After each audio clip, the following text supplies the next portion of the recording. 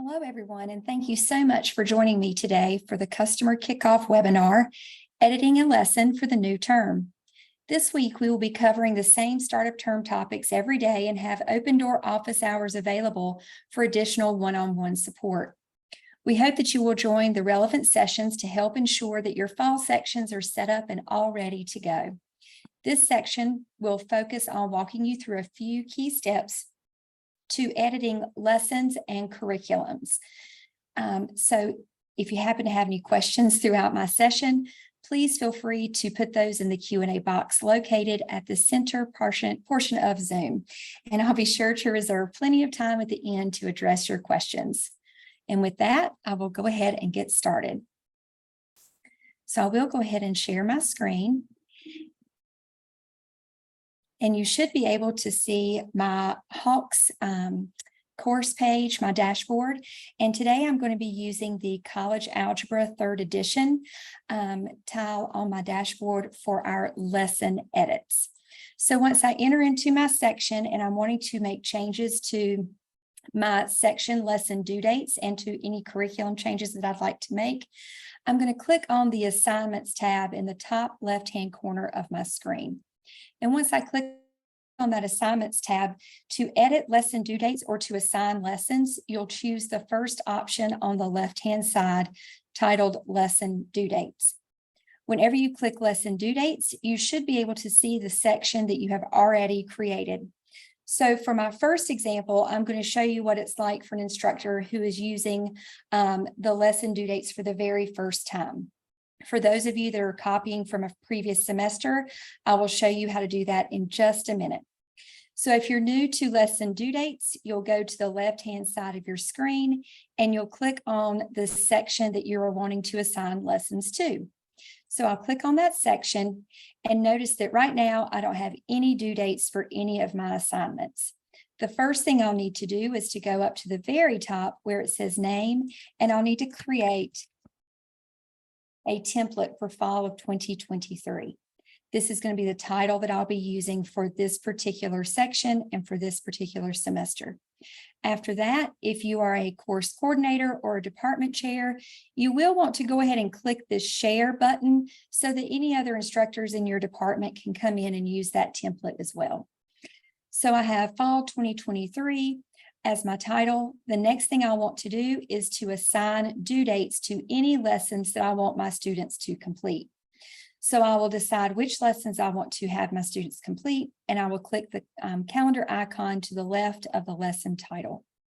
When I click that icon, a calendar will pop up. And since my courses start next Monday, I'm going to make sure my students have plenty of time to get into Hawks and get familiar and get started. So my first round of assignments will be due, let's say, on August the 20th. And I can go through and select as many of those assignment due dates as I'd like to. I can skip over assignments if properties of radicals is not covered as objectives in my particular class. I do not have to assign that one, but I know that complex numbers will be, so I'll go ahead and assign that one as well. You'll use your scroll bar or your scroll on the mouse to move down the list of all the lessons that are available to you to assign, and you can assign as many or as few of those as you would like. Once you have completed this portion of your new lesson due dates, you would then go over to the top right corner and click Save. That is going to save your template for fall 2023 with all of the due dates that you have now assigned to your lessons. So for those of you that are not new to Hawks, I'm going to show you what you'll need to do. I'm going to click this assignment tab, but please ignore the little pop-up that comes up here. The reason why I'm getting it and you won't is because you will have clicked save. I am not going to save those edits. So if I'm a returning customer to Hawks and I have due dates that I've used in the past that I want to bring over and adjust, I'll go back to assignments, click on lesson due dates, and now I can use my drop-down box to the right-hand side and pick which due date template I would like to use. So I'm wanting to use my Fall Math 110 2022. I didn't misspeak, I meant 2022, and I'll show you what I mean in a minute. Right now I have those dates that I want to assign to this semester's class, and I'm going to click Save. When I do that, I can then click on my class, and you'll notice that all of my dates are expired. They're out of date because they came over from fall of last year. In order for us to make that adjustment, I'll need to do two things. Number one, I'll need to go up to the top left-hand corner again and change my template date. So now I've adjusted it to match fall 2023, and I'll save it in just a minute.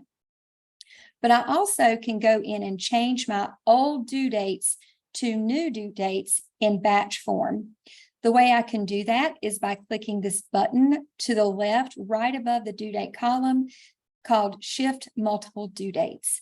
When I click this button, you'll see that I now have the opportunity to enter in a first due date to shift, a new due date, and then I will ultimately shift those dates into this semester. The first thing I want to do is copy and paste my original first due date and paste it into the first due date to shift. I'll then move over to my new date, what I'm wanting my students to start on this semester. I'll come over and click the calendar button. When I do, you'll notice that all the assignments that I have previously assigned are now highlighted in yellow. And I want to click the very first date that I want assignments to be due on this semester. Since I taught an 8-week class last semester, and this is a 16-week class this semester, my dates are going to start in August this time around. So I'm going to click on August the 20th, 2023. I'll then move over to the right-hand side and click Shift. And when I do, you'll notice that all of my due dates have now become dates within this current semester. Even though they may not be exactly the date that you'd like, it's going to be much easier for you to now to come over to the calendar icon and make adjustments within August 2023 than it would have been to have gone from October 2020, where my original dates were, and move them individually all those months later. So this is going to save you some time. It's a tool that I've used a lot. So this is something that's really great and really helpful for you to take advantage of. The second thing I'd like to show you within the Edit Due Date section is Show Additional Options. I found that this was a very big benefit to my students because I like to, at the beginning of the semester, prep all the assignments for the semester. So every single assignment's out there for my students. However, I did learn that that was very overwhelming to my students. So I clicked on Show Additional Options, and I was able to mark items to be visible on a certain date. What this allowed me to do, for example, would be to have all of Chapter 1 showing. So let's go ahead and assign our Chapter 1. We'll get all of these assigned. So I have all of Chapter 1 now assigned. I would not need to make them visible on a certain date since it's the first chapter. But if I didn't want them to be showing on the first day of class, I could maybe have them show on the 15th, since the 15th is the second day of class. I can go in and have those show then. And then let's say I wanted my Chapter 2 material that I'm going to start assigning to students to not be due or not be visible until after the Chapter 1 assignments were complete and done. Chapter 1 was due on August the 20th. So I would go in and make my Chapter 2 assignments visible on the 21st. That way, whenever they come in and they're working on Chapter 2 assignments starting on the 27th of, they'll be due on the 27th of August. They won't be visible to students until the 21st. So they're only seeing Chapter 1 materials for the beginning. As soon as Chapter 1 materials are finished, Chapter 2 materials would show up. It's a little extra step on the side of the instructor, but I did find great benefit with my students. They didn't seem to get as overwhelmed with what was going on in the class if they only saw the information piece by piece and not the whole entire semester at one time. So I'm going to go ahead and save my information. And now I have my grade saved. I can then show you the third option on the screen, and that is Set Prerequisites. So let's say I wanted to have all of my students complete Chapter 1, Lesson 1 before they entered into Chapter 1, Lesson 2. If you click on the prerequisites, you can go into the prerequisites and find any lesson that you would like to have assigned a prerequisite to. For example, I would like to have 1.2 have a prerequisite of 1.1 whenever they go into the assignment. So I'll click on this 1.1 or 1.2 lesson, and then I can go into my prerequisite assignments. I have the arithmetic of the algebraic expressions assignments pulled up. So now I can go into chapter 1, use my arrow, and find that I want to have 1.1 be the prerequisite for this particular assignment. Once I do that, I will click save, and all of my students would need to complete 1.1 before they are able to open up 1.2. You can do this for all of your assignments. If you're working in a developmental class, let's say, and you want to make sure that they have all those basic topics covered in the previous lesson before moving forward. Or if you're using our integrated review materials, you could have an assignment have all of the integrated review materials to be completed before they can enter that curriculum level assignment. So this is a great opportunity for you all to have your students held accountable with prerequisites. So that gives us all of our information for our prerequisites. Another idea that you have in this tab is View Calendar. If you click on the View Calendar module, you'll be able to see all of the assignments that you have given your students. It will give you a nice visual for how things look, how things are laid out. If you want to spread out assignments more, or if you want to bring assignments closer in, that's okay too. All right, I do see that we have a question. Can you set prerequisites? Yes, you can. And that would be a great question to ask whenever you go into the web test assignments. If we have time today, I'll show you, but yes, you can set prerequisites. So that finishes up our assignments tab in the lesson due dates. I have one more thing to show you, and it's also in the assignments tab. If you click on the assignments tab and then curriculum, this is where you can go in and make any adjustments to the curriculum that you are assigning your class. So if you are new to Hawks Learning, you will have your section looking like this. You'll have your section name and then course default curriculum. If you are a returning user of Hawks, you will have your information from your curriculum that you've used in the past listed here. So I'm going to go ahead and click on my fall section. Whether you're new to using Hawks or you're bringing back an old curriculum, I would highly recommend going in and changing the name or creating a name if you're using a new curriculum. So I'm using Fall 2023 as my name. And there are several options within the curriculum screen that I'd like for you to check out and see if you'd like to allow your students to experience. The first thing, again, if you're a curriculum coordinator or if you're a department chair and you're creating the curriculum for your entire department, make sure you have that first little box checked there, and that way they'll know which curriculum that they can use that you've created for them. The second thing I'd like to bring out to your attention is the allow students to unsuccessfully attempt certify a certain number of times. This is something I've experienced with my students. I would have students who would love to go straight into a lesson and jump straight into the certify assignment and would kind of spin their wheels for a little bit because they wouldn't take advantage of learn and practice before they went into certify. If you select this option, this is going to allow students to unsuccessfully attempt certify a certain number of times that you can customize. And if they are not successful in certify after those certain number of times, you can require students to attempt a certain amount of practice before they're allowed to go back into certify. I have instructors who set this certify attempt at 0. I tend to leave it set at 1, and I do stick with the 80% of practice since most of the lessons require 80% for mastery. So I would recommend if you see that your students are jumping straight into that certify assignment without the benefits of practice and learn, I would check that first box there that's allowing students to unsuccessfully attempt certify only a certain number of times. The next thing I'd like to show you is if you would make sure that you check out this allow students to attempt any remaining questions after achieving mastery. This was something that popped into my head a few years ago, and I made sure this was checked for my students.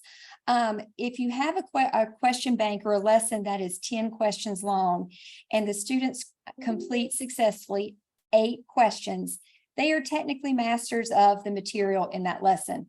However, they never got a chance to see the last 2 questions in the lesson assignment, meaning whenever you create that web test, there are questions that they may never have seen before.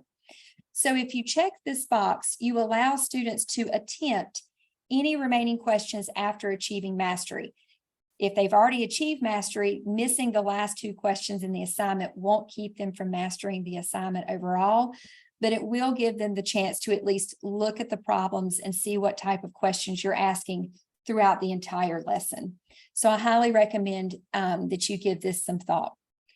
The last thing I'd like to show you in this particular section is Flex Mastery. So Flex Mastery will allow students to go into a certified assignment, and before receiving a strike, they could get another attempt. And let me explain kind of the value or the benefit of what this means. So in math classes, students tend to be a little bit more anxious, a little bit more nervous. So I would allow students to have one more attempt to a certified question with new values, meaning if they're solving an equation and they were nervous and accidentally hit x equals 5, but they meant to type in x equals 6 and they just had shaky hands and they clicked submit and realized quickly what they had done, this would give them one more chance on that type of question so that they could go in and answer another question with different values to make sure that they truly knew how to do that assignment. This is totally customizable to you. You can have unlimited attempts for this, or you can type in however many attempts you'd like for your students to have. But this is something that I would really encourage you to consider, especially if you see that your students are a little bit anxious about the assignments whenever it comes to submitting math information. It looks like we have, can you make certain lessons worth a different amount or point value? Yes, you can, and I'll go in and show you that in just a minute. I'll have to get off this screen to do that. So just 1 second with that. And how do I view questions and change the questions that were assigned? Perfect timing, Michelle. So once I have all of this set, I'll click save. And when I click save, everything I just did is now saved at the top. But you'll notice one little change in my screen. Our lesson names have now become active links. Before you click save with your changes, those titles will not be active links. So keep that little tidbit in mind. So you can click on any of your lesson names whenever you're within the curriculum page of your dashboard. So we'll use 1.1 real numbers as the example. Your pool of questions you can pull from are on the left, and your actual assignment is on the right. So anything that you are seeing that maybe classify numbers by type is not an objective that you cover in your class, and you want to remove that from the lesson, you would click remove on the far right-hand side. But let's say you have plot a set of real numbers on a number line as an objective in your class, and you want to add that question, you come over to the question bank and click add, and that will bring a question like that over to the right-hand side. So again, the question bank's on the left and your assignment is on the right. Random order of question, what does that mean? That means the student will have, student 1 will get the same question types in one order, and student 2 will get the same question types in a different order. So if you want to make sure that the order is the same for everybody, which some instructors want that to be, it is default at random. If you want the question level order to be a specific order, you can pick low to high or high to low, and that means level of difficulty. So again, I taught developmental math for what was a really long time. I like to have low to high so that I'd make sure that at least in the practice problems, they were getting that practice with the very basic questions first up to the more complex. One thing I will show you, whenever you click a question level order other than random, you can move over to the right and decide whether to apply that to practice or to apply it to certify, or just one or the other. So if you wanted them to have low to high questions in practice, you'd make sure that that was checked. And then in certify, it would be randomly selected. Can you make certain lessons worth different amount of points? Let me go in and save this really quickly. And we'll go back to assignments and lesson due dates. You would want to change your assignment value in your actual grade book, and that would be an assignment for or a question in grade settings. But I will take these down and make sure I get these to you. So that wraps up what we were wanting to cover today in editing the lessons. Are there any other questions that you'd like to have answered really quickly before we end our session?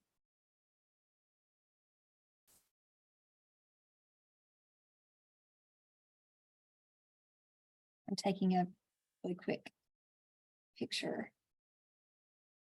of our questions. Any other questions? Does it go in order of the lesson, i.e. 8.1, 8.2?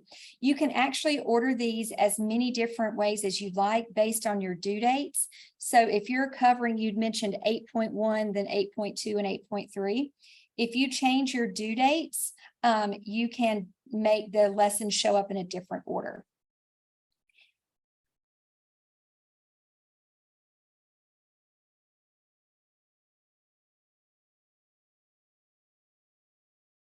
Any other questions?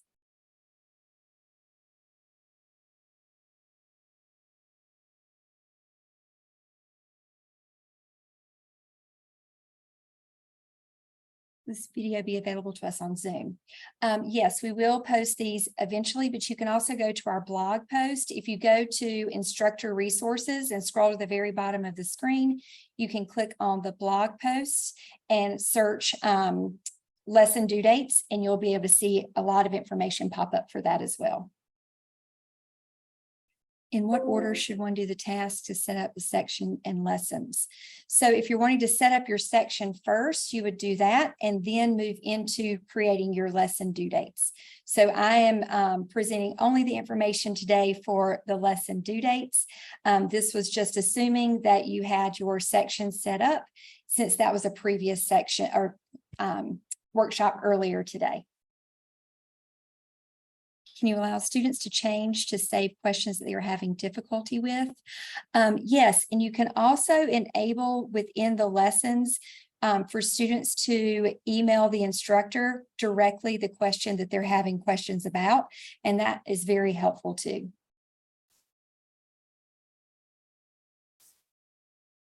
So I have put a link in the webinar chat that will allow you to enroll in the Amazon gift card opportunity. So if you'll please fill that out, that would be great. We hope that this information has been helpful to you all. Please let us know if we can be of more support. Thank you so much. I hope you have a great day.